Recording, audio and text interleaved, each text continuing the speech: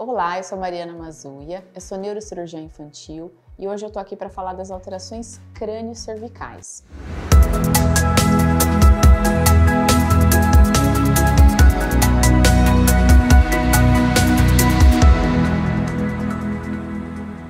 A gente tem algumas alterações clássicas na transição crânio-cervical. Por que essa transição é importante? A gente tem um grande forame, que é o forame magno, que fica entre crânio e coluna. Nesse forame passam algumas estruturas importantes. Eu tenho aqui meu molde para mostrar para vocês. A gente tem o tronco cerebral e já se continuando com a medula espinhal e aqui atrás o cerebelo.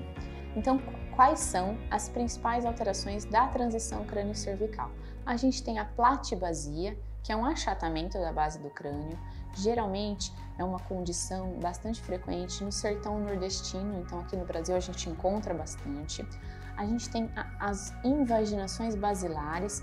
Em geral, temos dois tipos de invaginação, o tipo A e o tipo B. O tipo A, ele é infrequente aqui no Brasil, a gente tem mais o tipo B, que pode vir associado com a platibasia, também é bastante frequente no sertão nordestino.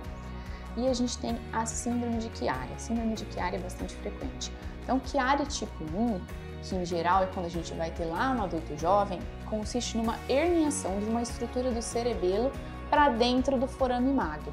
Essa herniação vai gerar um distúrbio de circulação do líquor, então pode ocasionar hidrocefalia e pode gerar outros sintomas, como alterações motoras, alterações de sensibilidade, siringomielia, alterações respiratórias, apneia do sono. Existe também o Chiari tipo 2. O Chiari tipo 2 está muito relacionado com a mielomeningocele.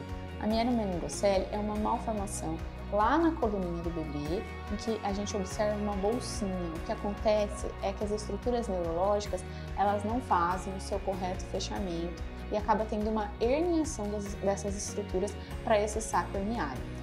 Nesse caso, existem diversas teorias para explicar o porquê que acontece o Chiari, mas muito se acredita que consiste numa tração da coluna, porque essa medula ela fica presa lá embaixo. Então, o que acontece é uma herniação ainda mais acentuada dessa região do cerebelo para dentro do forame magno, podendo ocasionar uma hidrocefalia e, em geral, ocasionando sim essa hidrocefalia numa alta taxa. Muitas vezes essas condições elas se misturam, a gente encontra uma platibasia e um Chiari, entendeu? Então é muito importante a gente ter esse conhecimento. Quais são os sintomas que a gente pode ter nessas alterações? Então a gente pode ter dor cervical, podemos ter sintomas bulbares, alterações respiratórias, alterações da fala, alterações de motricidade e de sensibilidade dos membros. Uma das condições bastante frequentes é o aparecimento de siringomielia. A siringomielia consiste numa dilatação na medula, então dentro desse canal a gente fica com uma dilatação cheia de líquor e isso daí vai causar uma alteração clássica chamada de dissociação térmico-dolorosa. Então, em geral, o paciente fica com dificuldade de sentir alterações relacionadas à dor e relacionadas à temperatura. Essas condições são de importante diagnóstico porque elas podem gerar, como eu disse, alterações respiratórias, apneia do sono. Então a gente precisa fazer o correto tratamento dessas condições. Em alguns casos, quando a gente tem instabilidade da coluna, o que quer dizer isso? A coluna não está com a fixação necessária, estamos tendo uma movimentação anormal, em alguns casos é necessário fazer a fixação dessa região de instabilidade. E em outros, a gente consegue resolver só fazendo a descompressão.